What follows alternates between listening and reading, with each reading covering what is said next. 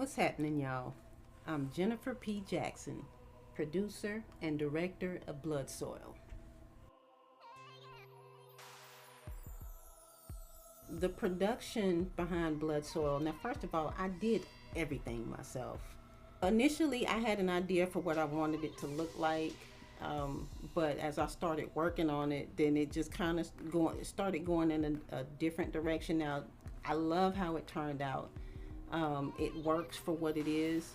So the production behind Bloodsoil, it actually starts with, of course, the script. Before I do the script, I start with an outline. I just kind of get everything outlined as far as what I want to happen roughly, and then I'll start to refine that into, and I always do like 3 passes on it. So I'll do like the rough outline, and then I'll do a rough draft of the script, and then I'll do a final copy of the script, which we all know that the script is just more just another outline, because the script, some of the stuff that's in the script is not what's in the final cut of the film, but that's usually how it happens. It's just what works as it's just how certain things come together.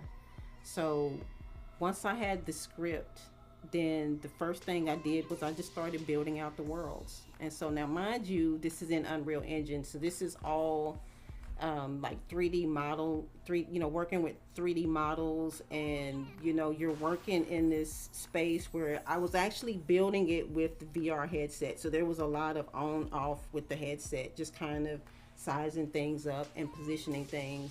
Once I built all of the worlds, and every scene was like its own world, so every object that was in there, it was almost like a canvas. I would take and position the camera in a fixed position, and from that spot, I was like building everything that you could see inside of it. Now, it looks completely different inside of the project file than what it looks when you get the final render of the VR 360 film.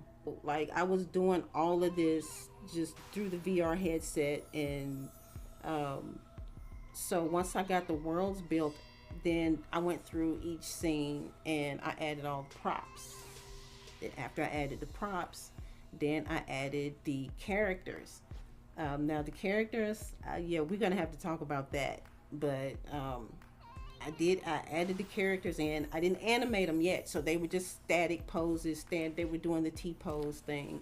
The next thing I did after I got the characters in the scene was I went to my audio software, and I took all and